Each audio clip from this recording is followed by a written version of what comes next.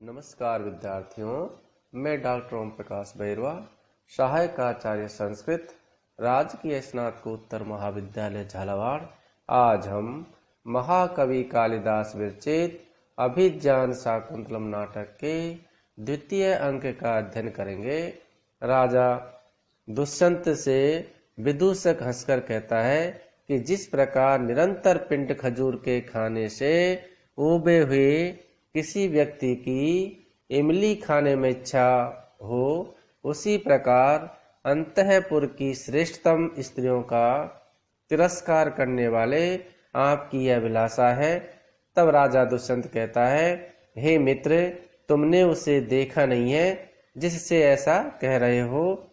फिर विदूषक कहता है, वह निश्चय ही सुंदर है जो आपको भी आश्चर्यान्वित कर रही है। फिर राजा कहता है, मित्र अधिक क्या कहूं।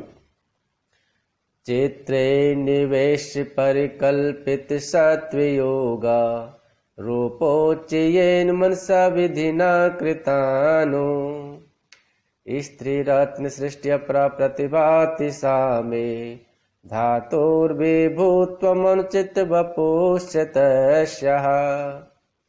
चित्रे निवेश परिकल्पित सत्वयोगा रूपोच्चयेन मनसा विधिना कृतानु स्त्री रत्न सृष्टि अपरा प्रतिभाति सामे धातुर्विभूत्वम अनुचित वपुष्यतस्याः।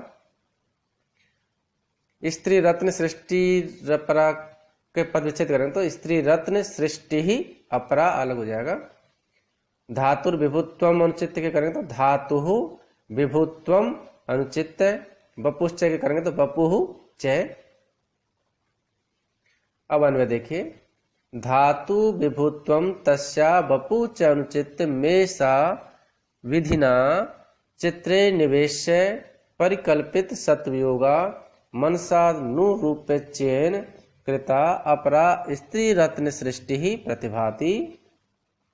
धातु यानी जो ब्रह्मा है, विधाता है, उसके विभुत्वम रचना सामर्थ्य को देखकर, तो विधाता के रचना सामर्थ्य को, तथा तस्या वपुच है और च और तस्या उस शकुंतला के, वपु यानी शरीर को, अनुचित यानी बार बार अवलोकन करके या सोचकर देख करके, मैं यानी मुझे, सा वह शकुंतला, विधिना यानी विधाता की, विधाता द्वारा चित्रे निवेश है, चित्र यानी चित्र फलक पर, निवेश यानी अंकित करके, परिकल्पित सत्वयोगा, परिकल्पित सत्वयोगा, परिकल्पित किया है सत्वयोगा, सत्व यानी प्राणों का, योग यानी संचार, जिस विधाता के द्वारा चित्र फलक पर अंकित करके और उसमें प्राणों का संचार किया है, ऐसा मनसानुरूपोच्चयन कृता। और मनसा यानी मनोयोग पूर्वक, नु निश्चय ही, रूपोच्चयन है, रूप यानी सौंदर्य की, उच्च यानी राशि से, तो रूपोच्चयन है सौंदर्य की राशि से, कृता यानी बनाया है।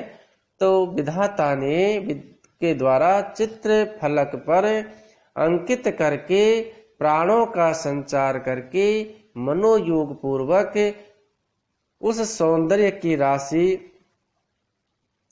से उसे शकुंतला को बनाया है। और अपरा स्त्री रत्न है, अपरा यानी जो अद्वितीय है, ऐसी स्त्री रत्न है, स्त्री रत्न रूपी सृष्टि ही रचना की है, तो अद्वितीय है, स्त्री रत्न की रचना की है, ऐसा प्रतिभाति यानी प्रतीत होता है। तो मुझे ऐसा प्रतीत होता है कि ये जो शकुंतला है वह विधाता के द्वारा पहले चित्र फलक पर उसे अंकित किया गया, फिर उसमें प्राण का संचार किया गया और निश्चय रूपोच्चयन और उसे सौंदर्य की राशि से उसे रचा गया। इस प्रकार से वह दूसरी अद्वितीय है, जिसके समान कोई दूसरी स्त्री सुंदर नहीं हो। इस प्रकार की अद्वितीय स्त्री रत्न की रचना मुझे प्रतीत होती है। इस प्रकार से राजा विदूषक से कहता है। तो विधाता के द्वारा विधाता के सामर्थ्य तथा उस शकुंतला के शरीर पर पुनः पुनः विचार करके वह शकुंतला मुझे ब्रह्मा के द्वारा चित्रफलक पर रखकर उसमें प्राणों का संचार करके मानो मनोयोग पूर्वक सौंदर्य से रची गई विलक्षण स्त्री रत्न की रचना प्रतीत होती है।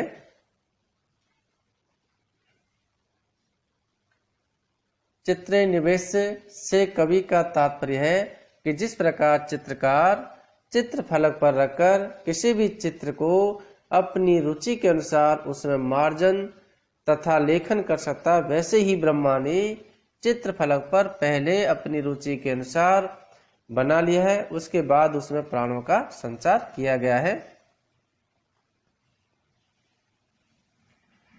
धातु विभुत्वम तस्या वपुश्चय, तो इससे सृष्टि के प्रसंग में सौंदर्य आदि के निर्माण में ब्रह्मा की शक्ति की एक सीमा है। उस सीमा से आगे बढ़कर वे किसी वस्तु का निर्माण नहीं कर सकते हैं, किंतु शकुंतला का सौंदर्य ब्रह्मा की शक्ति सीमा से बाहर का है। अतः प्रतीत होता है कि इसे उन्होंने हाथों से न बनाकर मन से ही बनाया है। वह उनकी मानसिक सृष्टि है, इसलिए वह अद्वितीय है, अपरा सृष्टि है। इसमें वसंत तिल का छंद है निवेश नी धन विष प्लस लप से बना है। परिकल्पित सत्वयोगा परिकल्पित है, सत्वस्य योग है, यश्याम सा बहुब्रीहि समास है। कृता कृ धातु त प्रत्यय और टा प्रत्यय से बना है। अपरा न विद्यते परा यस्याः सा अपरा, तो जो कालिदास महाकवि जो कालिदास है वो सौंदर्य को पासक रहे हैं तथा उनकी प्राय सभी नायिकाएं शकुंतला के समान ही अपूर्व सुंदरी है। मेघदूत में यक्षिणी का सौंदर्य वर्णन करते हुए भी उन्होंने लिखा है, या तत्र स्यात् युवती विषये सृष्टि आद्य विधातु विक्रमो वर्षे की उर्वशी अस्या सर्ग विधौ निर्मातुम प्रभवेत मनोहरम इदम रूपम पुराणो मुनि पार्वती सर्वोपमा द्रव्य समुच्चयन एकस्त सौंदर्य दिदृक्षेव है। इस प्रकार से जो महाकवि जो कालिदास है उसने अपने महाकाव्यों में हर नायिका को अद्वितीय सुंदरी बतलाया है।